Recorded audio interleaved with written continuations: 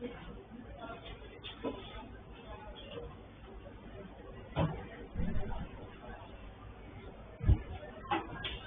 Last class में अपना I think वो मास डिफेक्ट बाइंडिंग है जो हमने पढ़ लिया था, कंटिन्यू करना है। आज छोटा ही टॉपिक बाकी हो जाएगा इस चैप्टर में, इतना ये बहुत कम है। ये रिवाइज करवा देता हूँ। एक न्यूक्लियस के अंदर क्या न्यूट्रॉन प्रोटॉन सब मिक्स होते हैं, कंबाइंड होते हैं। तो इसमें इसका जो मास है, न्यूक्लियस का मास है कुछ कैपिटल एम ले लेते हैं, और इन प्रोटॉन न्यूट्रॉन को ऐसे अलग करो, इन सबका मास ऐड करो तो कैसे होगा, याद हो तो क्या था, ZnP plus E minus Zmn। ये टेक्निकली थियोरेटिकली ये मास और ये मास क्या ऐसे ही होना चाहिए, पर एक्सपेरिमेंट से क्या पता चला है, ये मास कम होता है, ये मास ज्यादा था, ये मास कम होता है। तो जो डिफरेंस है उसको क्या कहते हैं, मास डिफेक्ट।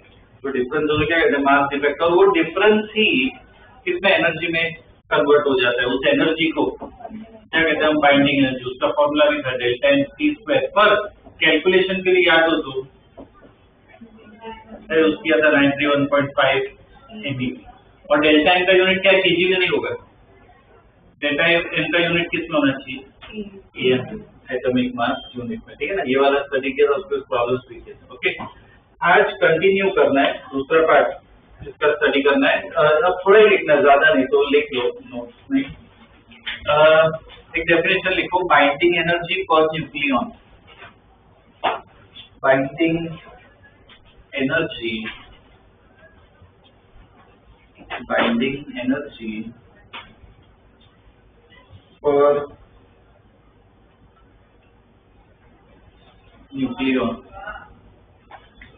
सिंबल उसका ब्रैकेट में लिख लो, सिंबल ये EBN ऐसे लिखो, EBN।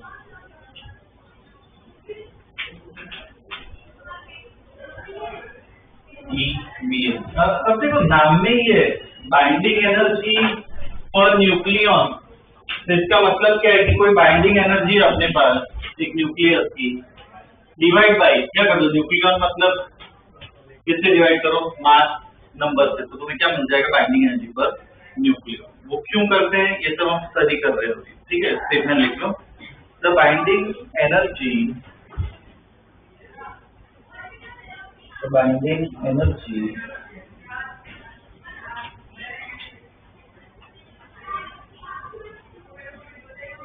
divided by the total number of nucleons, binding energy divided by total number of nucleons is called binding energy per nucleon, is called binding energy, called binding energy for nucleon।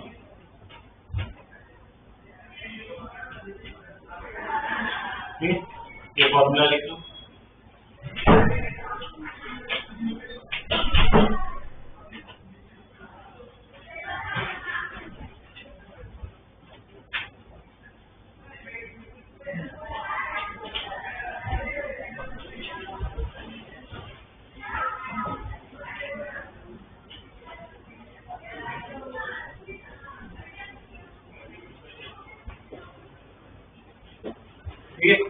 ये formula था binding energy per nucleon का। ये क्यों study करते हैं, ये value जितनी ज्यादा हो ना, बाइंडिंग एनर्जी पर न्यूक्लियन, ये वैल्यू जितनी ज्यादा हो वो न्यूक्लियस का उतना स्टेबल, जितना हम स्टेबिलिटी से स्टडी कर सकते हैं, ठीक है। वो पॉइंट लिखो, it gives the measure of stability, it gives the measure of stability of nucleus, it gives the measure of stability of nucleus।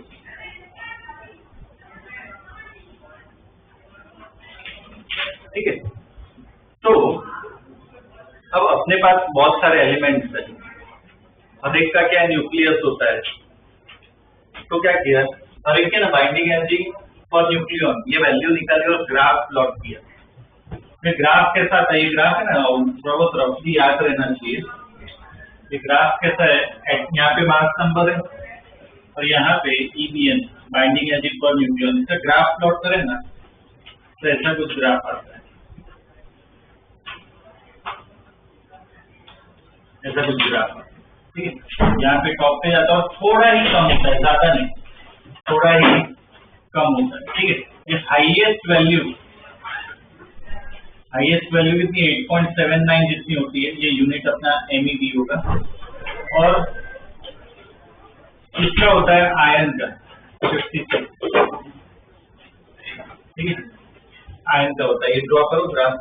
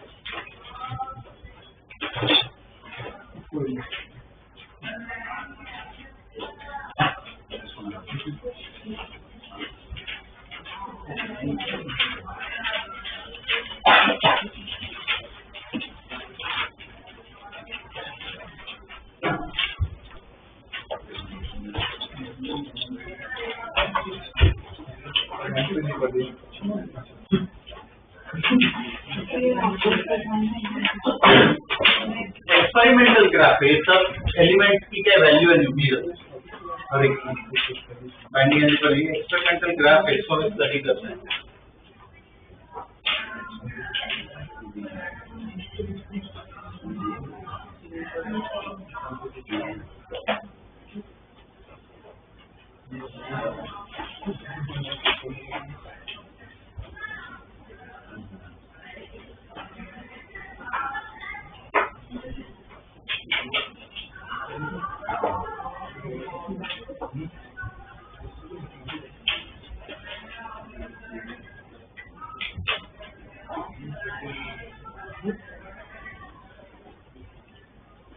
ये ग्राफ समझते हैं, ये ग्राफ जो किसका है, हर एक न्यूक्लियस, हीलियम, लिथियम, ऑक्सीजन, वो सभी टाइप के एलिमेंट्स, तो सब न्यूक्लियस का ही ग्राफ है।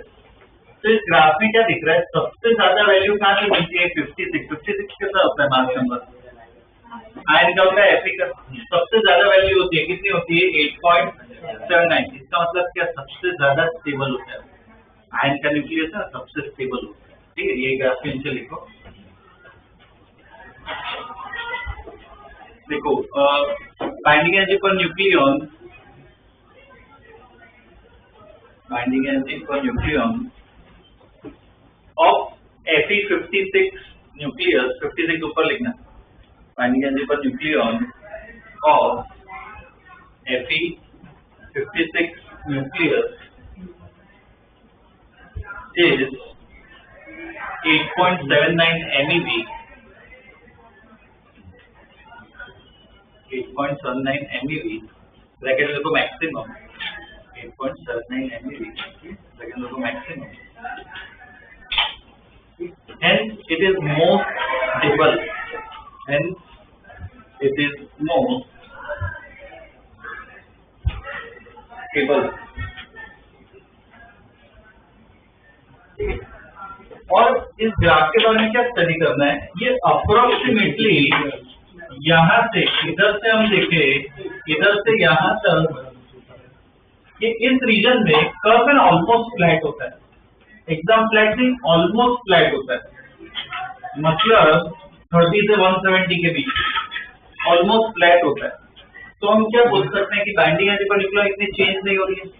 वो क्या दिखाता है कि न्यूट्रॉन प्रोटॉन डालते जाओ, बाइंडिंग एनर्जी में चेंज नहीं आ रहा है। इसका मतलब क्या है, बेसिकली फोर्स में चेंज नहीं आ रहा है। कौन से फोर्स में, न्यूक्लियर फोर्स। तो ये क्या दिखाता है कि न्यूक्लियर फोर्स है शॉर्ट रेंज फोर्स है, कि और ज्यादा ऐड करो तो फर्क नहीं पड़ता है। ठीक है, तो ओके पॉइंट एक लिखना है, नीचे देखो next point. the consistency of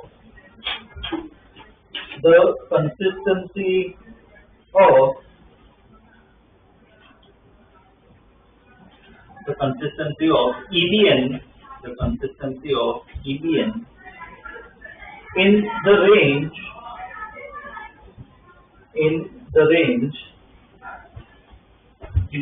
क्या लिखोगे 30 से 120 है ये वाला, ठीक है ना, in the range A greater than 30 less than 170,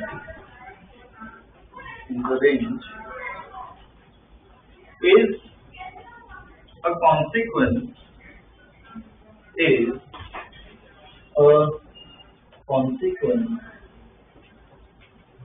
of the fact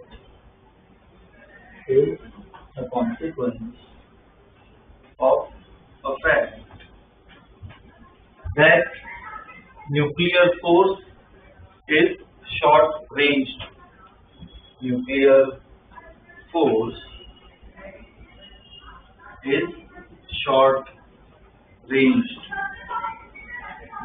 force is short ranged. ठीक है। कुछ और बस पॉइंट्स ऐसे लिखवा रहा हूँ, ठीक है, पहले पॉइंट से बाद में इसके प्रॉब्लम्स करेंगे। अब देखो इसमें ना एक और इम्पोर्टेंट ऑब्जर्वेशन क्या है, सबसे स्टेबल कौन है? आयन। तो सभी न्यूक्लियस के आयन की तरफ पहुंचना चाहते हैं, फिर सभी क्या होंगे? वो स्टेबल होंगे, ठीक है। तो मुझे बताओ, जो यहाँ पे जो सब न्यूक्लियाई है, ये सब न्यूक्लियाई क्या है? लाइट है, इनका एटॉमिक नंबर क्या है? कम है। तो ये लाइट न्यूक्लियाई को इस तरफ पहुंचना है, आयन की तरफ, तो उनको कंबाइन होना चाहिए या टूटना चाहिए? सपोज 2 हाइड्रोजन है, हीलियम है, ऐसा है, कंबाइन होंगे तभी मास बढ़ेगा उनका, तभी इस तरफ आ पाएंगे। तो इधर के जो न्यूक्लियाई होते हैं ना, लाइट न्यूक्लियाई, वो क्या कंबाइन, अगर कंबाइन होता है तो उस रिएक्शन को क्या कहते हैं? Nuclear fusion. क्या कहते हैं? Nuclear fusion. ध्यान रखना, कौन होता है? लाइट न्यूक्लियाई होता है। यहाँ पे 240 के आसपास यहाँ पे जो न्यूक्लियाई है उनको भी इधर पहुंचना है, तो उनको क्या पड़ेगा? टूटना पड़ेगा, तभी ए उनका कम होगा। तो इधर के जो हैवी न्यूक्लियाई होते हैं ना, वो टूटते हैं। उस रिएक्शन को क्या कहते हैं? Nuclear fission. ठीक है, 2 टाइप आते हैं, फ्यूजन और फिशन। ये ग्राफ डिसाइड करता है। फ्यूजन कौन करता है? Light nuclei. फिशन कौन करता है? Heavy nuclei. ठीक है, ये पॉइंट एक ध्यान में तो भी लिखना है। The breaking of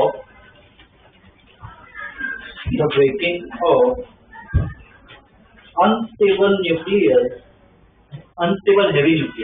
The breaking of unstable heavy nucleus. The breaking of unstable heavy nucleus into 2 or more lighter nuclei into 2 or more lighter nuclei is called nuclear fission.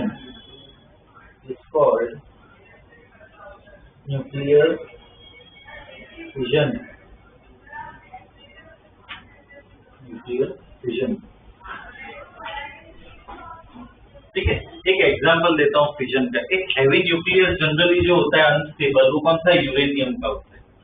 Uranium 235 में atomic number यहाँ पे लिखो कितना होता है? 92। ये सब याद रखने की जरूरत नहीं है, बस बता रहा हूँ मैं। बोर्ड में अगर क्वेश्चन आए तो तुम्हें लिखना पड़ेगा, तो अभी जरूरत नहीं। कॉम्पिटिटिव में ऐसा कुछ नहीं आएगा जिसमें याद रखना पड़ेगा, पर प्रोसेस बता रहा हूँ। अब इसको ये 235 हैवी है, तो इसको क्या करना है? टूटना है। तो अपने आप नहीं टूटेगा, हमें इसको क्या कहते हैं? एनर्जी देनी पड़ती है। तो एनर्जी कैसे देते हैं हम? है ना, बॉम्बार्ड करते हैं। न्यूट्रॉन बॉम्बार्ड करते हैं, मतलब बेसिकली एक न्यूट्रॉन इस पे आता है तो क्या होगा? वो टूट जाएगा। बहुत सारे तरीके से टूट सकता है। एक एग्जांपल बस इसमें लिख रहा हूँ, किसमें टूट रहा है? बीए में टूट रहा है,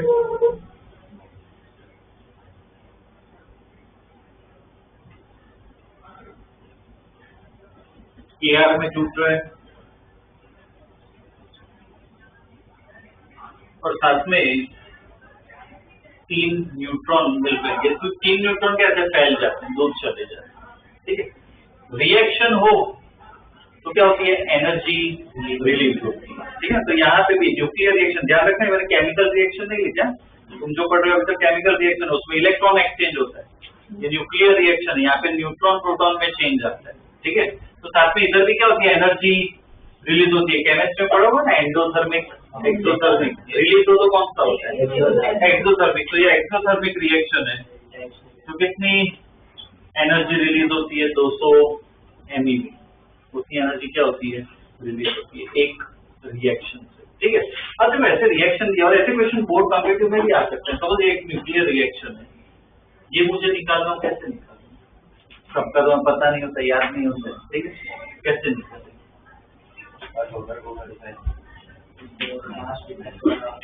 कुछ कंजर्व रहना चाहिए,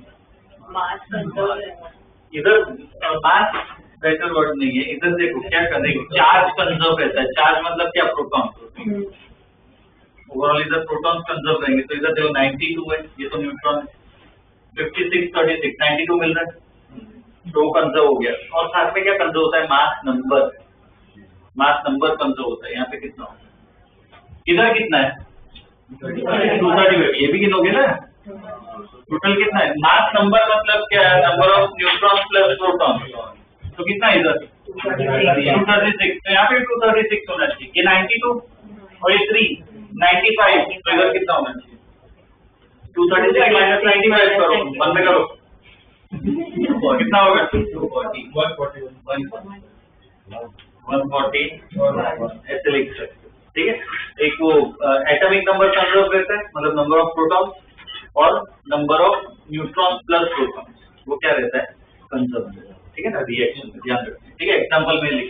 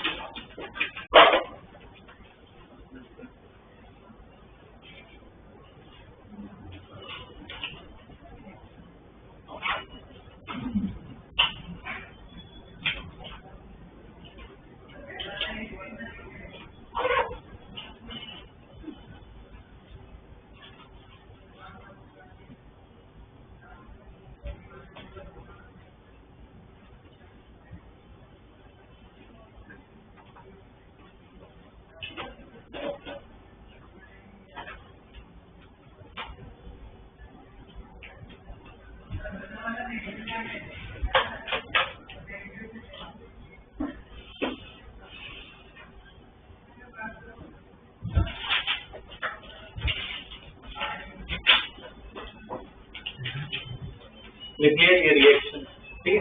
अब सिमिलरली फ्यूजन का भी लिख लेते हैं, नेक्स्ट टाइम में लिखो,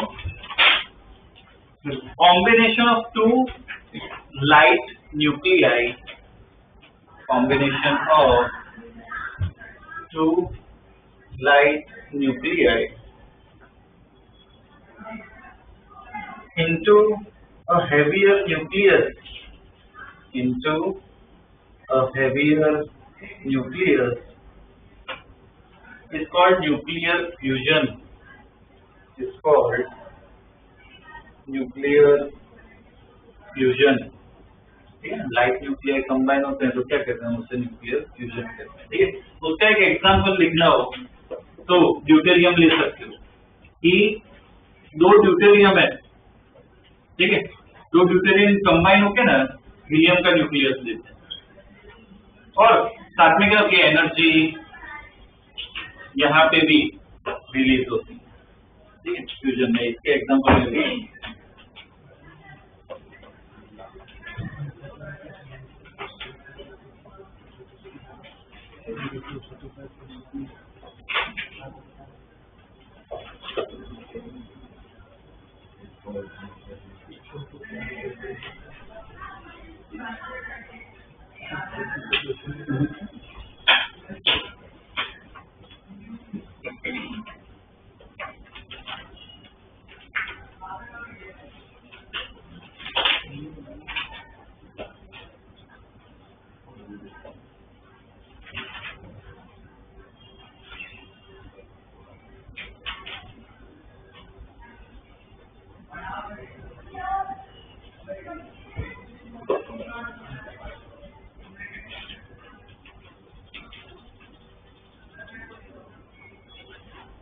लिखिए।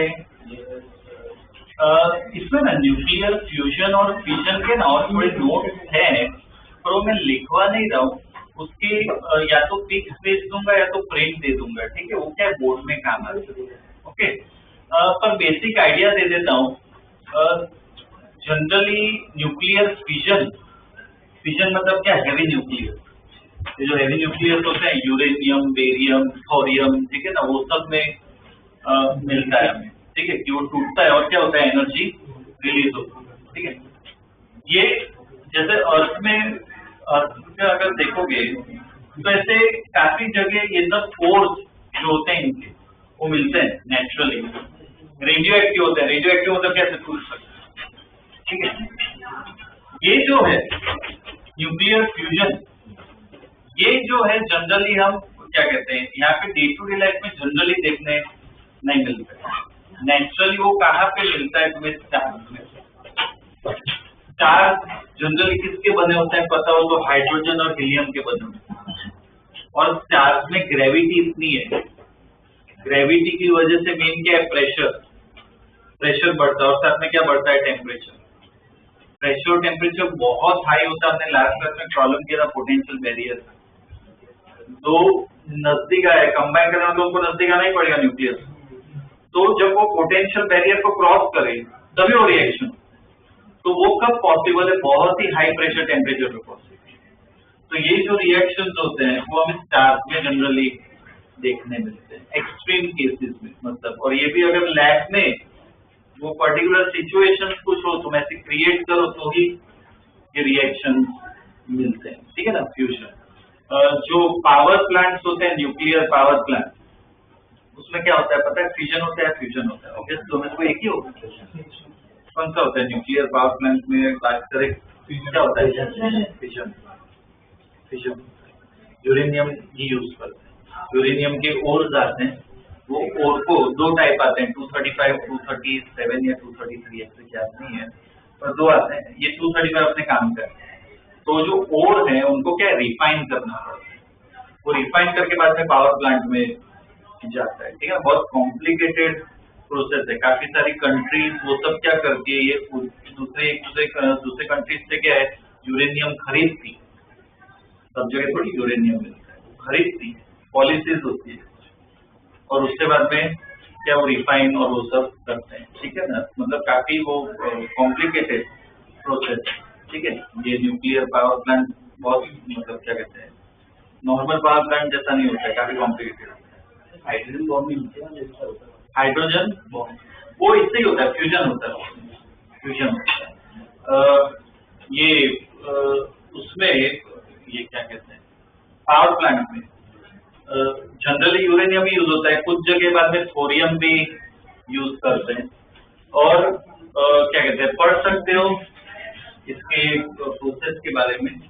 अभी प्रॉब्लम कहाँ पे आता है, ये क्या कहते हैं, एक तो मिलना मुश्किल, मतलब रिफाइन होता बहुत टफ होता है, इजी नहीं होता है, बहुत ही मतलब क्या कहते हैं, कोई प्राइवेट कंपनी भी चाहे ना वो भी नहीं करती है, गवर्नमेंट भी करती है, बहुत बड़ा प्रोजेक्ट है और ये लॉस मेकिंग होता है, मतलब तुम इससे प्रॉफिट नहीं कमा सकते। जो क्या कहते हैं, थोड़ा बहुत इकोनॉमिक्स और पता हो, कोई भी बिजनेस का ना ROI होता है।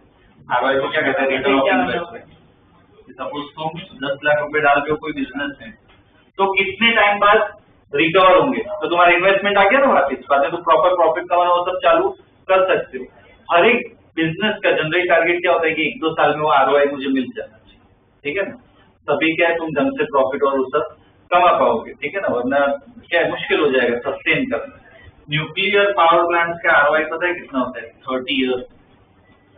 30 साल बाद तो तुम्हारा वो पैसा रिकवर होगा, प्रॉफिट की बात ही नहीं कर रहे, रिकवर होगा। वो मेंटेन करना, चलाना, वो सब तो अलग, ठीक है ना? तो इसलिए क्या ये मतलब इकोनॉमिकली वायबल नहीं है। न्यूज थोड़ा बहुत अगर पढ़ते हो, काफी सारी कंट्रीज है ना आप न्यूक्लियर पावर बंद कर रही है, न्यूक्लियर पावर प्लांट। जर्मनी ने आई थिंक सभी बंद कर दिए, ठीक है? वो अलग अलग कंट्रीज पे डिपेंड कर रहे हैं। तो काफी रिसर्च अभी इस पे चल रहा है कि फ्यूजन के पावर प्लांट बने, ठीक है ना? तो उसके बारे में पढ़ सकते हैं। ओके, इस पे नोट्स में भेज दूंगा, ठीक है ना? ज्यादा लिखने की जरूरत नहीं है। प्रॉब्लम्स करने हो कॉम्पिटिटिव पॉइंट से एनसीईआरटी में भी, तो कुछ एक्स्ट्रा पॉइंट्स लिखवा रहा हूँ जो काम आएंगे, ठीक है। तो वो पॉइंट्स इसमें लिख लो आगे। देखो, in a nuclear process, in a nuclear process, the total energy in a nuclear process, the total energy, comma charge and nucleon, total energy, comma charge and nucleons are conserved, ठीक है ना। अभी reaction में देखा,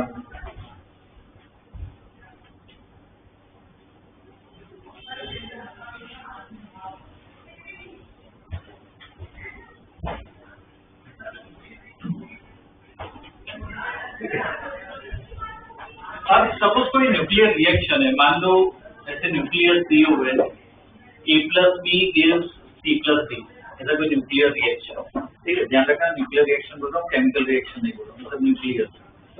तो इसमें क्या कुछ एनर्जी रिलीज होगी, वो एनर्जी रिलीज का नाम है, उससे क्या कहते हैं, Q वैल्यू। क्या मिल रहा है मुझे, Q वैल्यू मिल रहा है, ठीक है। तो वो निकालना हो, कैसे निकालते हैं, इसमें भी जो एनर्जी रिलीज होते हैं वो मास की वजह से ही होती है। ए और बी का मास जनरली ज्यादा होता है, तो ये जो मास है रिएक्टेंट का माइनस एज ए प्रोडक्ट क्या करोगे, तो इसको ऑब्वियसली वही कहेंगे क्या जो हमने लास्ट क्लास में पढ़ा था, क्या कहेंगे, मास डिफेक्ट। और तुम्हें एनर्जी निकालनी हो तो उस एनर्जी को क्या कहते हैं, क्यू वैल्यू। क्या कहते हैं, क्यू वैल्यू। वो क्यू वैल्यू कहाँ से आता है, delta M T square.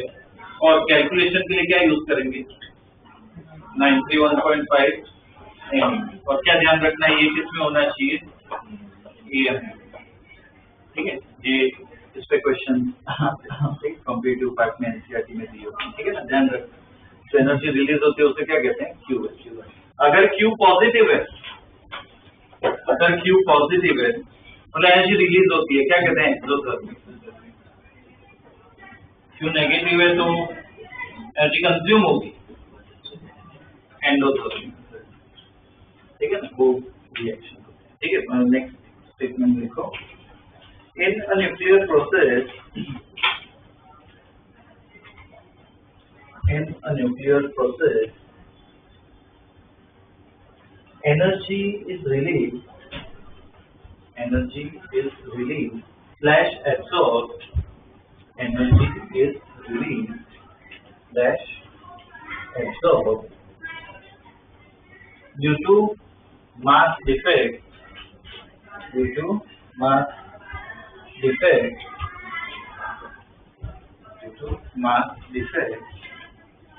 and is called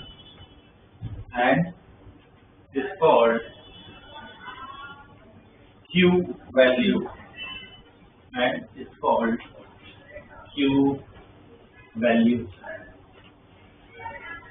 ठीक है। ये स्टेटमेंट ये सब लिख लो।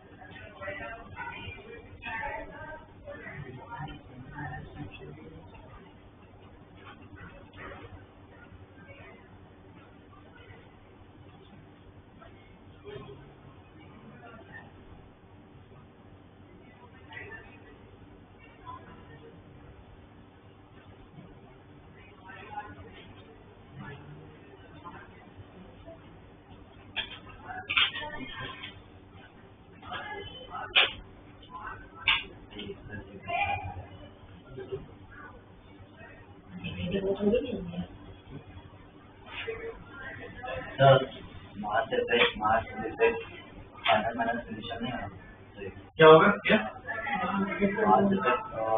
नहीं, मास जनरली किसका ज्यादा होता है, रिएक्टेंस का। अगर रिलीज हो रही है तो रिएक्टेंस का ज्यादा होता है मास।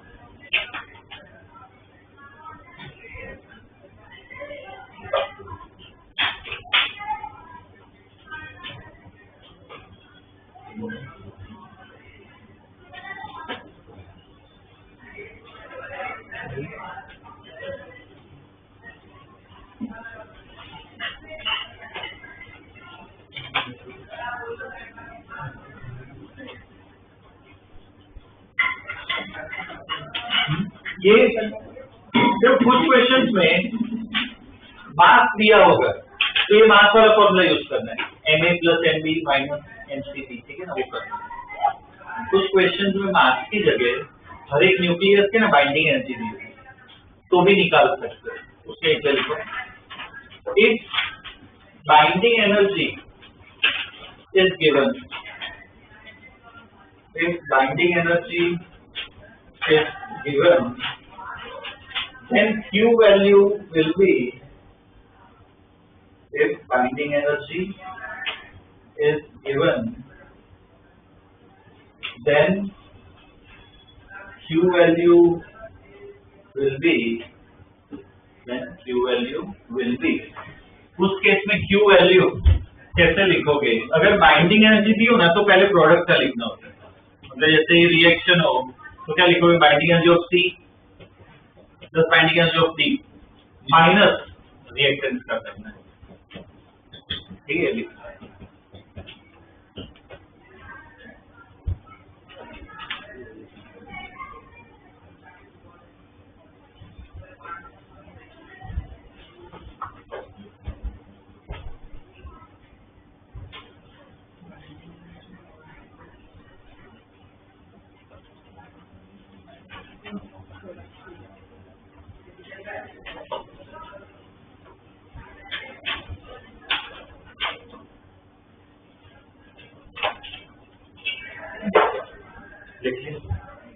अच्छा, ये वो मैंने जो बोला कि जिससे वो रिएक्शन लिखा है ए और बी को क्या रिएक्टेंट कहते हैं, सी और डी को प्रोडक्ट, वो एक्चुअली केमिस्ट्री में होता है, केमिकल्स में होता है।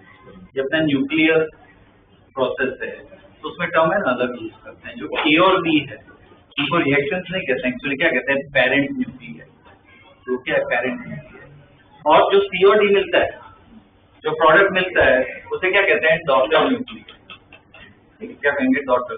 वो सी और डी ना डॉटर का डॉटर, ठीक है, डॉटर पेरेंट न्यूक्लियर, ये क्या मिल रहा है, डॉटर न्यूक्लियर, ठीक है।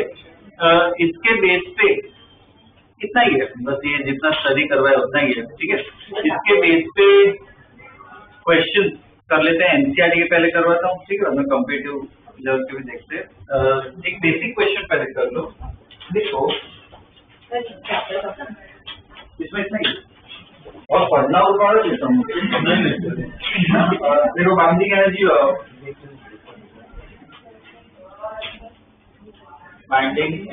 ऑफ 2He4 2 नीचे 4 ऊपर 2He4 3Li7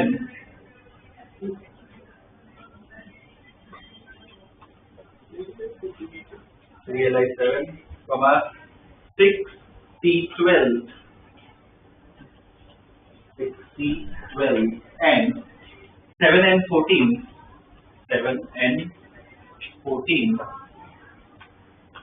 is 28, 52, 90 and 98 MeV respectively. 28, 52, 90 and 98 MeV respectively. ठीक है? Which nucleus is most stable? Which nucleus is most stable? Which nucleus is most stable? Stability के लिए क्या देखते हैं, अभी हमने डिस्कस किया, क्या निकालना है, बाइंडिंग एनर्जी पर न्यूक्लियर, मतलब ई भी है, सबका ईबीएन निकालना है। जैसे पहला वाला कौन सा दिया है, 2He4, तो उसका ईबीएन निकालना है। तो बाइंडिंग एनर्जी उसकी दे रखी है, कितनी है, 28/8, नंबर ऑफ न्यूक्लियस कितना होगा, 4, तो क्या आएगा 78 MeV। ये इसका निकालना है, सबका निकालना है।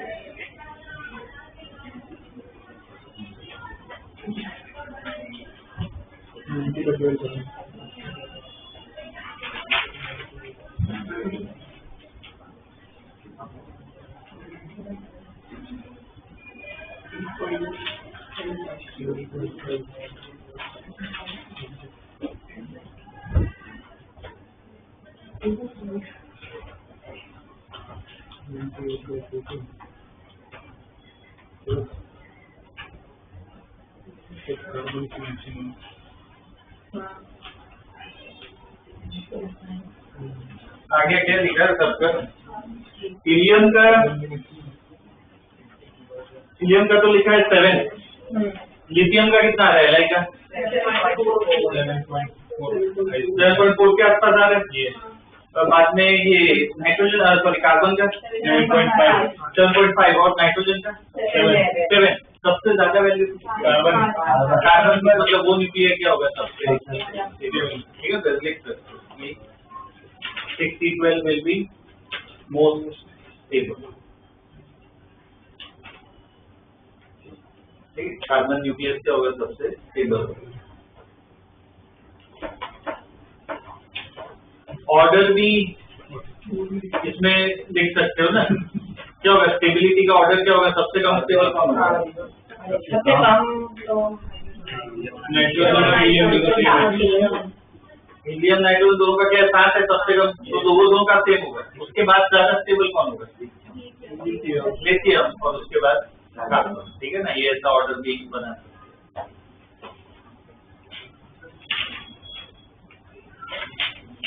ठीक है, ये हो गया। अब है ना एनसीईआरटी के कुछ क्वेश्चन है वो करवा देता हूँ। ठीक है, वो देख लेते हैं। बेसिक क्वेश्चन ही है, लिखो इसमें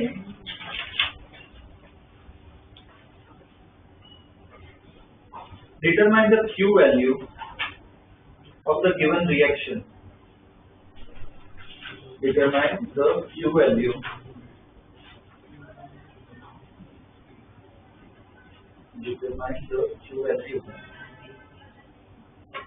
of the given reaction. ठीक, दो रिएक्शन है। पहला रिएक्शन लिखो 1H1 plus 1H3 gives 1H2 plus 1H2 plus 1H2। ठीक है, ये पहला रिएक्शन। दूसरा रिएक्शन लिखो, दूसरा reaction 6C12 plus 6C12 gives 10Ne20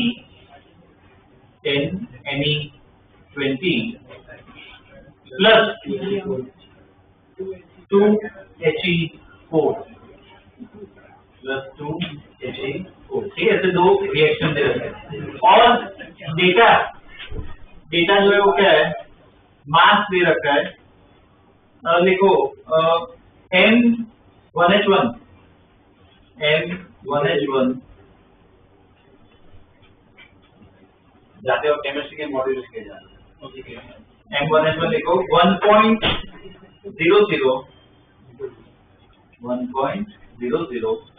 7825 1.007825 U। ठीक है, ये M1H1 दिया है। बाद में ये पूरे ढंग से लिख दो M1H2, मतलब ऐसे लिखना है। ठीक है, M1H2। ठीक है ना, M1H2 वो दिया हुआ है 2.014 2.014102 2.014102 U. M1H3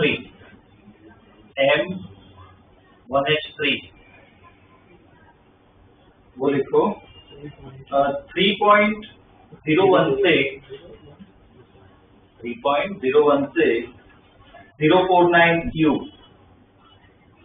3.016 049 U, ठीक है। बाद में M of 6012 वो बोल सकते हो कितना होगा? 6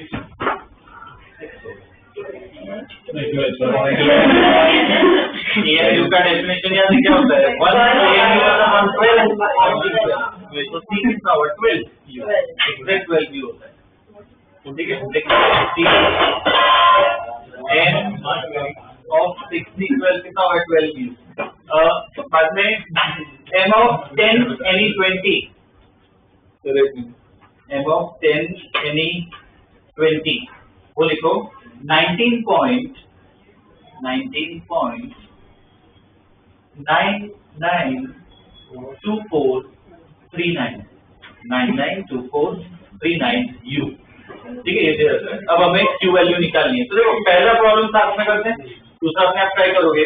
पहले तो देखो लिखना कैसे है, पहला जो रिएक्शन है हीलियम का लिखना है ना,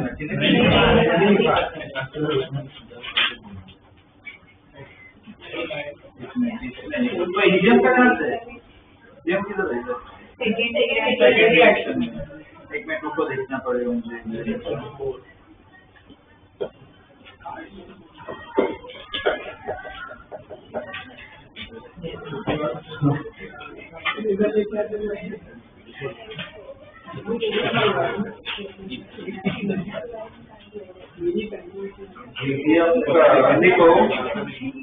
हीलियम का लिखो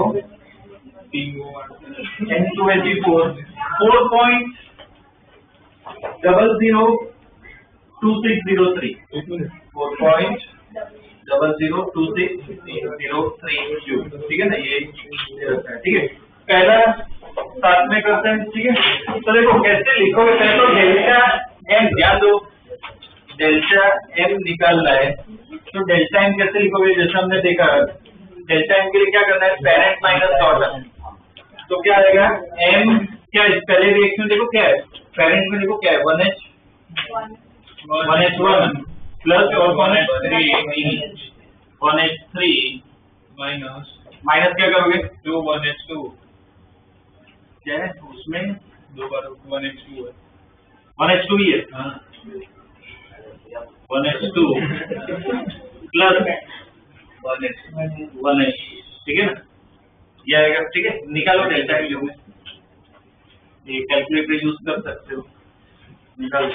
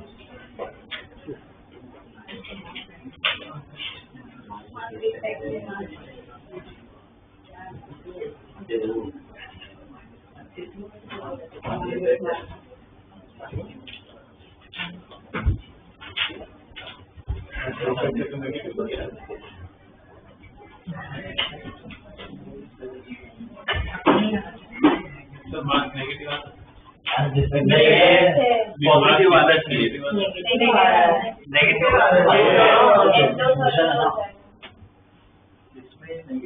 कितना आ रहा है?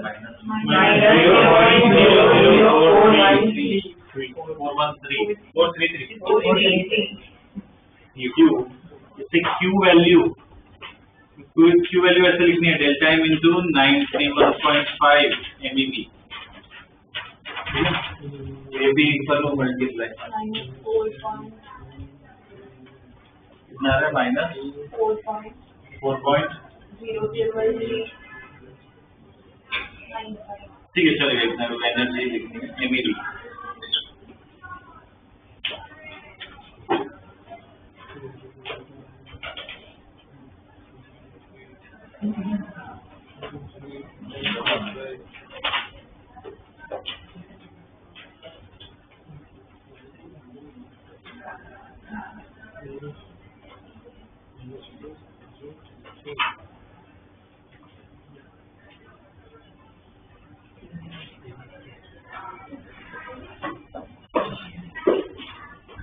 हो गया, आ रहा है क्या पहले में आंसर?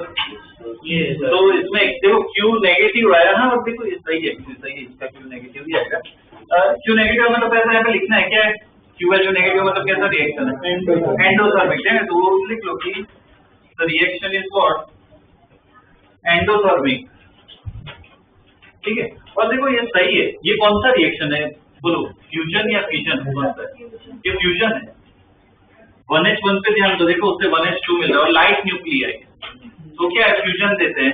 और सही है, फ्यूजन है ना अपने आप होते ही नहीं है, एंडोथर्मिक मतलब क्या, एनर्जी देनी पड़ती है, प्रेशर टेम्परेचर के फॉर्मूले में देनी पड़ती है। ठीक है, तो ये सही है एंडोथर्मिक। दूसरा अपने आप का, दूसरा अपने आप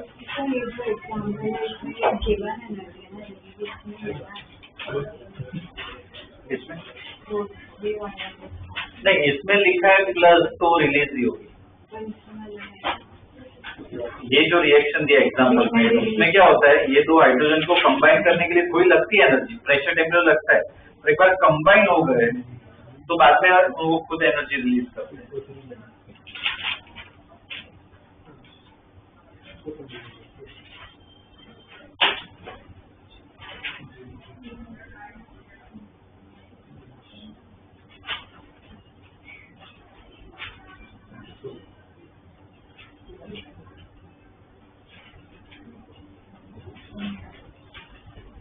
सर ये नेगेटिव है,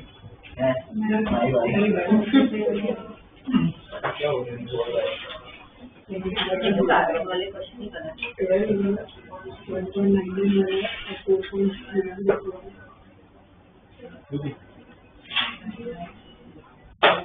0.00495 है, माइनस 20 माइनस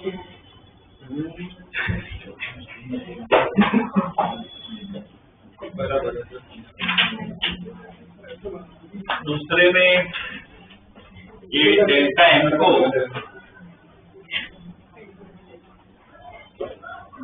को कैसे लिखेंगे, एम क्या है 6012 प्लस वापिस लिखना है 6012 माइनस क्या है 10 20 और 280। ओके, इससे डेल्टा एम आएगा, कितना आ रहा है डेल्टा एम, 0.00495 0.0049558 और ये कितना है 4.6183 4.6। ठीक है, चलो ये प्लस में आ रहा है ना, ठीक है ना, तो इसमें क्या लिखना है कि एक्सोथर्मिक रिएक्शन है। ठीक है,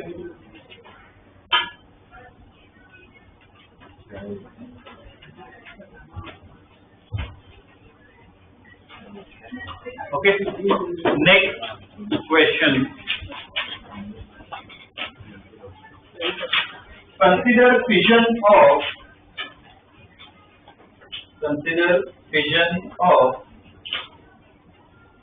26 Fe56 nucleus, consider fission of 26 Fe56 nucleus into two equal fragments,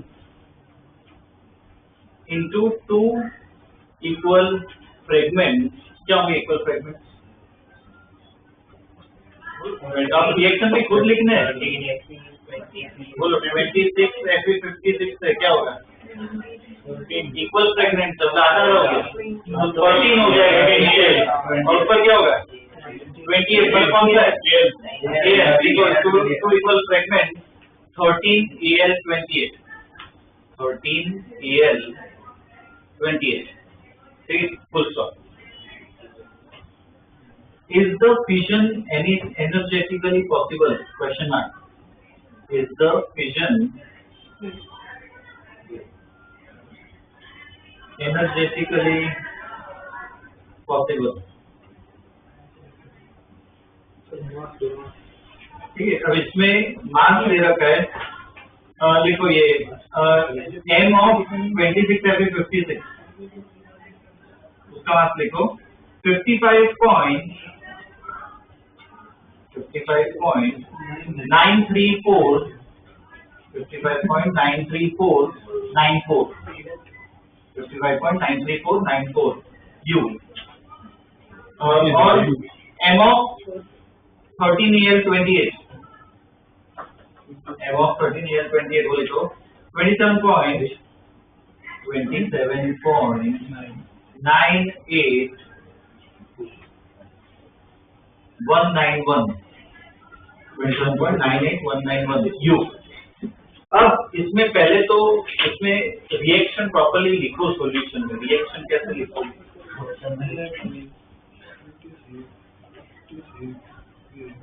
reaction properly लिखो.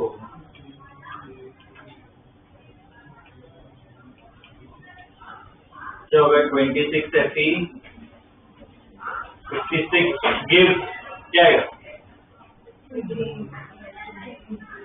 13 AL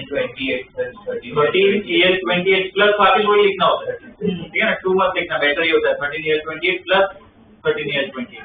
अब कर पाओगे वो पूरा प्रोसीजर क्यू वैल्यू निकालनी है. करो उसको प्रॉपर लिख के करो.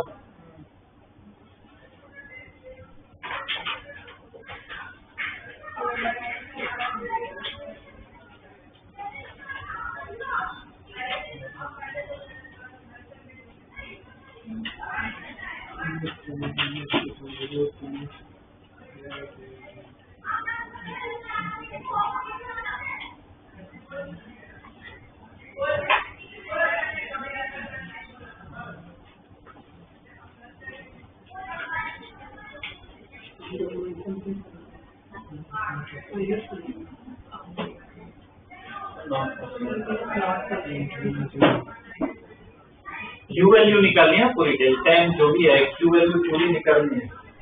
-26.90172.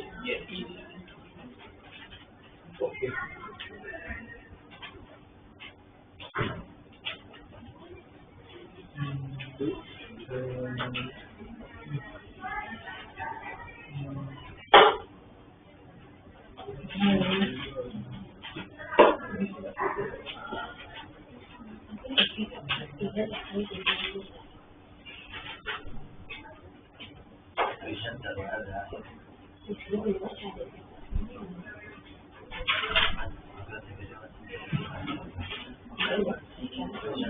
क्या आ रहा है डेल्टा क्यू? माइनस 26.9 के आसपास आ रहा है.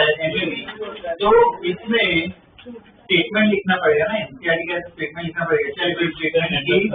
The reaction is endothermic, so it is not feasible.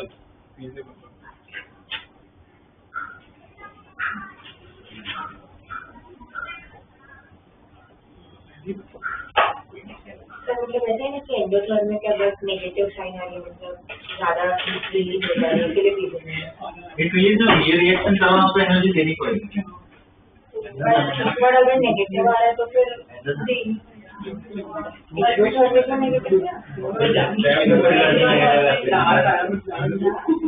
देखा गया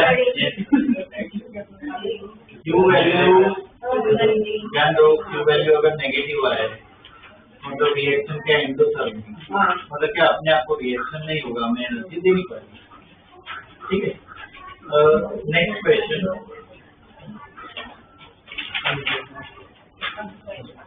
देखो the fission properties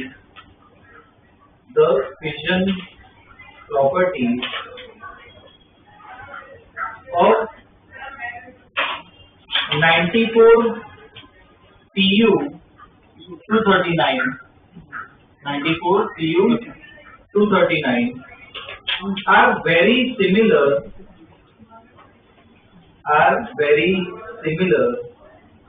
to those of 92U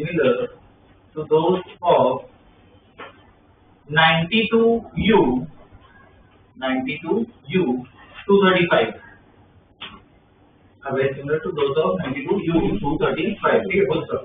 The average energy released per fission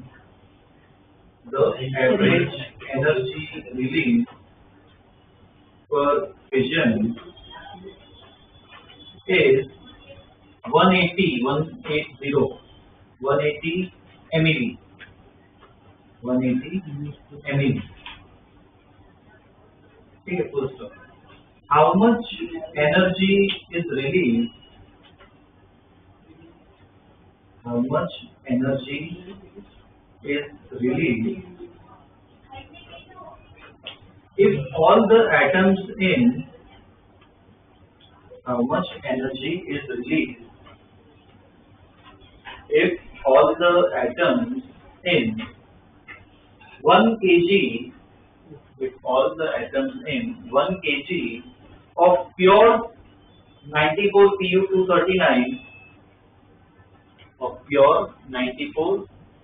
239 undergo fission. ये वाला क्वेश्चन साथ में करते हैं. इसके बाद वाला ऐसा है कि वो अपना ट्राई करो. क्या दिया हुआ है देखो, इसमें क्या दिया है कि Pu और U. Pu मतलब कौन सा एलिमेंट? प्लूटोनियम. प्लूटोनियम होता है. वो एलिमेंट होता है. क्या होता है? U तो पता है. U क्या होता है? यूरेनियम. तो पीयू क्या होता है? क्या?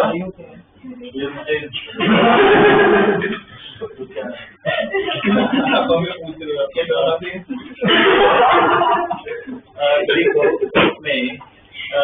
देखो फिजन, पहले क्वेश्चन समझते हैं. फिजन या तो फिजन प्रॉपर्टी सेम है, मतलब क्या? बेसिकली सेम रिएक्शन जैसा. कि बेसिकली सेम मतलब क्या होता है कि वो भी न्यूट्रॉन बॉम्बार्ड करवाने होते हैं. न्यूट्रॉन उस पर स्ट्राइक करोगे तभी रिएक्शन होता है. तो इसमें दिया है कि ये 180 MeV रिलीज हो रही है, मतलब क्या? एक्सोथर्मिक पर फिजन, मतलब एक न्यूक्लियस इसका Pu का 180 MeV दे रहा है. हमें कितना निकालना है? किसमें निकालना है? 1 kg में निकालना है. और इधर दिया हुआ है कि सारे एटम्स फिजन दे रहे हैं. तो ये मतलब एक लॉजिकल क्वेश्चन एक तरह से हो गया. क्या निकालना पड़ेगा सबसे पहले इसमें? हमें 1 kg दिया हुआ है प्योर Pu, उसमें क्या निकालना पड़ेगा? नंबर ऑफ एटम्स निकालना पड़ेगा. क्या निकालना पड़ेगा इसमें? मोल. तो क्या लिखोगे इसमें? ऐसे प्रॉपर्ली लिखो, फिर दूसरा फिर अपने आप ट्राई करना है. क्या लिखोगे कि 1 मोल ऑफ 94 Pu, क्या मास उसका? 94 239 equal to 239 grams. 239 grams. So number of moles in 1 kg. So number of moles in 1 kg of Pu 94 239. So number of moles 4.18.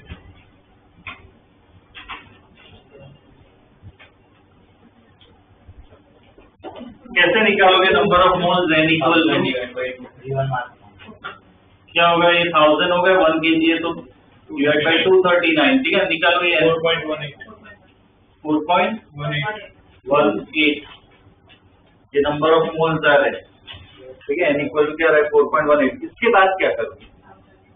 करोगे तो नंबर से क्या मल्टीप्लाई करोगे? आगे स्टेटमेंट लिखना है. The number of atoms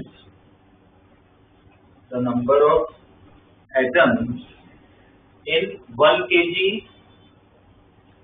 94 Pu 239.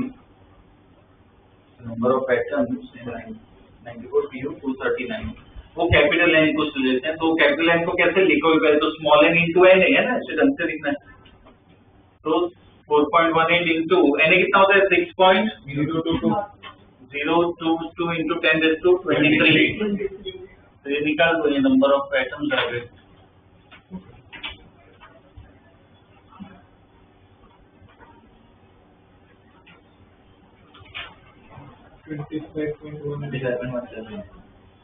कितना आ रहा है 25.196। 25 पॉइंट कितना है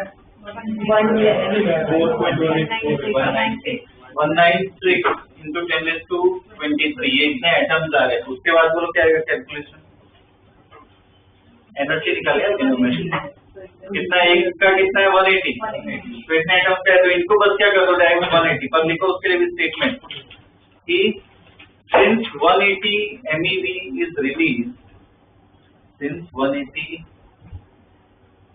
MeV is released for each atom, since 180 MeV is released for each atom, comma, the total energy released in 1 kg sample will be, total energy released in 1 kg sample will be, क्या होगा, तो कितनी energy total release होगी वो ई निकाल लो, या Q भी लिख सकते, क्यू वैल्यू तो नहीं लिखना चाहिए, एनर्जी की ही रखो। तो कितना होगा 25.196 इंटू 10⁻23 इंटू क्या करो 180, तो देखो कितनी आ रही है 4535.394। 4535.2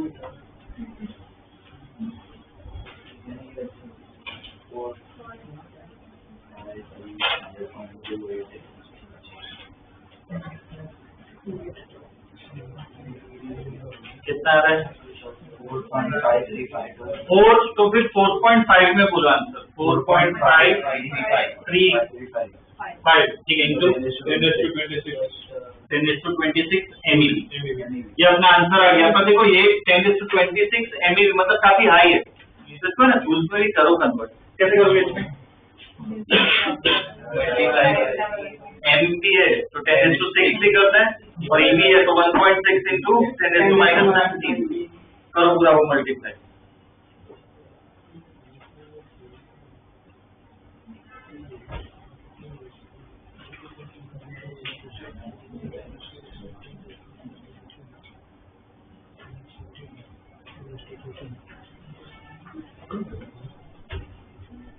ये कितना आएगा 4.535 into 10⁻26 into 10⁻6 1.6 into 10⁻19 7.25 into 10⁻13 joule, ठीक है ना, ये वैल्यू आएगी 7.25 इंटू 10⁻13 जूल, ठीक है, इतनी एनर्जी रिलीज होगी। सर रिएक्शन प्रैक्टिकल होता है, न्यूक्लियर पावर प्लांट में वही होता है ना, यूरेनियम के वो रिलीज कर, पर ये आइडियल केस है। ये एक्चुअली वैल्यू देखो 10⁻13 जूल बहुत हाई वैल्यू, और वो भी देखो सिर्फ 1 kg का सैंपल अपने हाथ में आ जाए, 1 kg का सैंपल इतनी एनर्जी दे रहा है। तुम कोल जो है पूरी बिल्डिंग भर जाए ना, उतना कोल ये इतनी एनर्जी नहीं दे सकता है, ठीक है, उतना वो मतलब एनर्जी डेंस होता है, ठीक है। पर जो बता है कि इसमें ये क्या आइडियल कंडीशन है, तो पहले तो क्या है, जो ओर आता है उसका प्योर मिलेगा ही नहीं, ओर मिलता है नेचुरल, तो उनको क्या है प्योरीफाई करना होता है, तो ओर बहुत बड़ा होता है, उसको रिफाइन करने में बहुत टाइम और पैसा जाता है, तो वो एक करने में एनर्जी यूज होती है। बाद में दूसरा क्या है कि ये आइडियल केस हमने क्या सारे एटम को उसमें किया, सारे एटम्स थोड़ी होते हैं, ये इसमें भी रिएक्शंस की एफिशिएंसी होती है, ठीक है ना, तो कुछ मटेरियल क्या वेस्ट भी जाता है, ठीक है। पर मेन पॉइंट क्या है कि इसमें एनर्जी डेंस है ये रिएक्शन, मतलब बहुत सारी एनर्जी रिलीज होती है, ठीक है ना, okay. Next question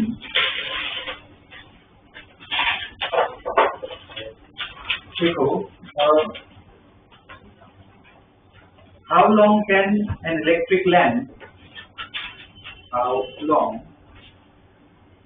can an electric lamp of 100 watts, how long can an electric lamp of 100 watts be kept glowing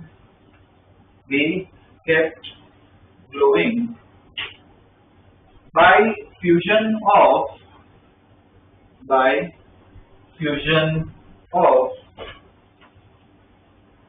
2 kg deuterium, by fusion of 2 kg deuterium. ठीक है, full stop. कंटिन्यू लिखो. Take the fusion reaction as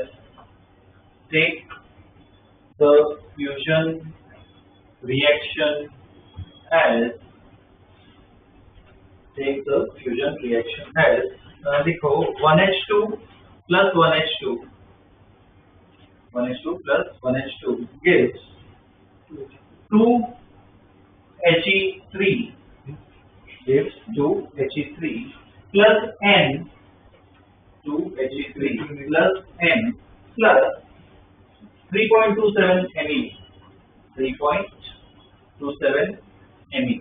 ठीक है, इतना दिया हुआ है. ये प्रॉब्लम को ट्राई करो. न्यूट्रॉन स्मॉलर है.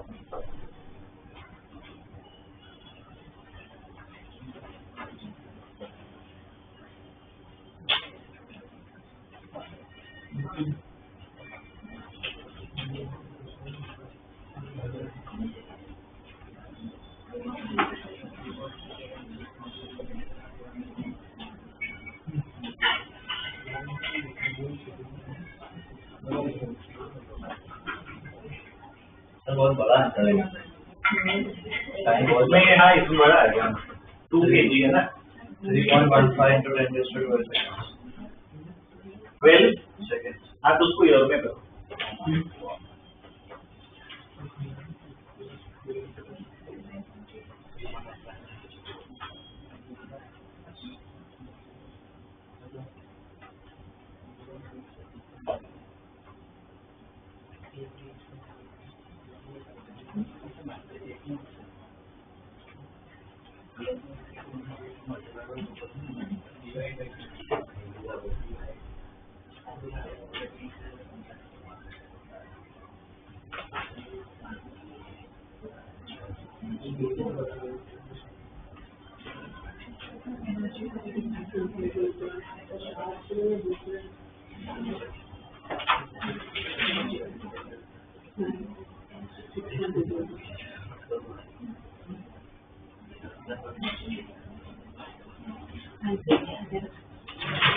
नॉर्मली क्या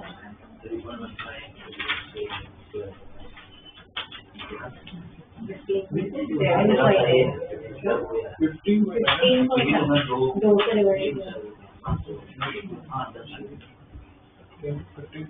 15.7 सेकेंड्स में है अरे SI में सेकेंड्स में आता है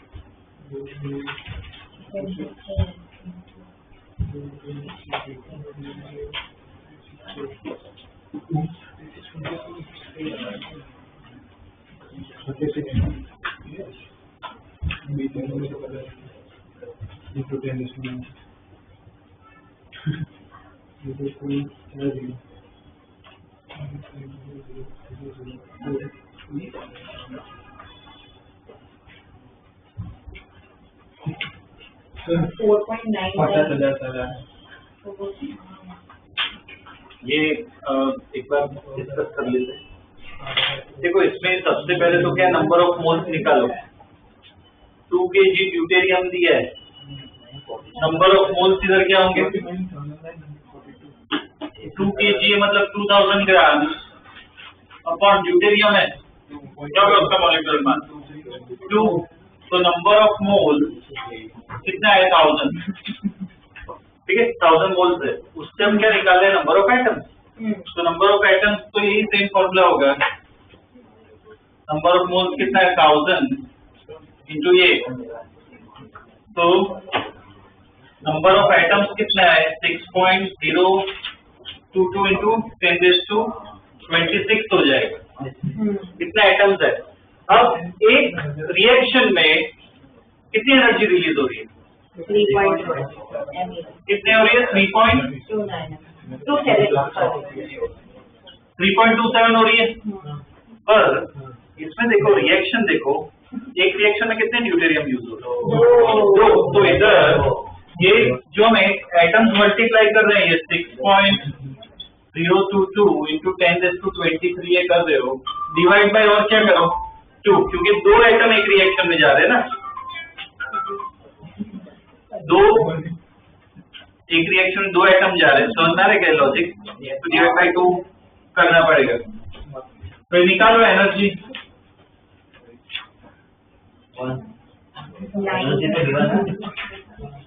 वो पावर ये निकालो कितना 9.845 मतलब मैंने वो जून में किया है 9.845 इसमें बोलो ये वाला मतलब ऐसे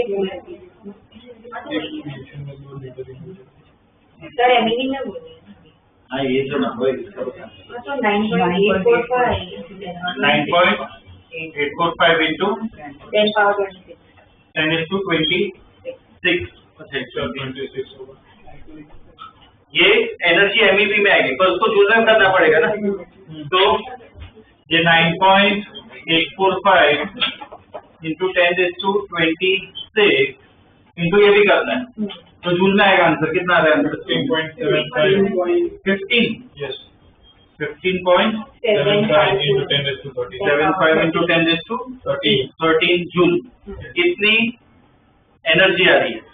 पर ये अपना प्रॉब्लम खत्म नहीं हुआ, इधर बल्ब के बारे में पूछा है, बल्ब का पावर दिया हुआ है 100 वॉट, इसका मतलब हर सेकंड में क्या हो रहा है 100 जूल की एनर्जी कंज्यूम हो रही है, ठीक है ना। 100 वॉट का मतलब क्या हर सेकंड में 100 जूल की एनर्जी कंज्यूम हो रही है, तो कितना टाइम लगेगा ये एनर्जी स्पेंड करने में, तो डेल्टा टी इक्वल टू ये जो अपनी एनर्जी आई अपॉन पावर, तो डेल्टा टी जो है डेल्टा टी कितना है 15.75 into 10 power 10 raised to 13 upon 100. So delta T 1.5. 16 to 16 into 24 into 365. Delta T जो है वो कितना होगा 15.75 into 10 to 11 सेकेंड, ठीक है ना। अब देखो ये टाइम आया, कितने सेकेंड तक वो बल्ब चलता रहेगा, पर इसमें देखो ये भी बहुत हाई टाइम है, तो इसको क्या ईयर में कन्वर्ट, तो कितना हो जाएगा delta T equal to 15.75 into 10 to 11 upon क्या करोगे 60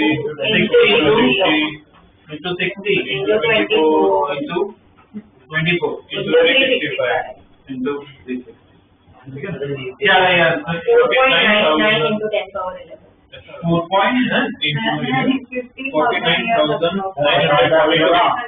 approximately 50,000. जो आंसर है वही 49,942.92 years. 49,000 क्या है 942.92. 0.9, ओके, Yes. ठीक है, ये आंसर आएगा।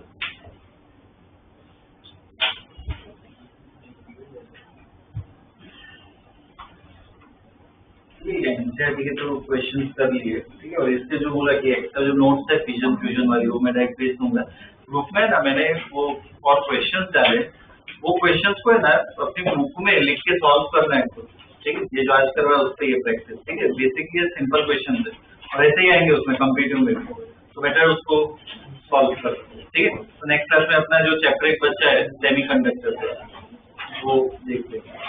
वो कितना डाल देता वो प्लूटोनियम ही होता है. क्या होता है प्लूटोनियम ही होता है.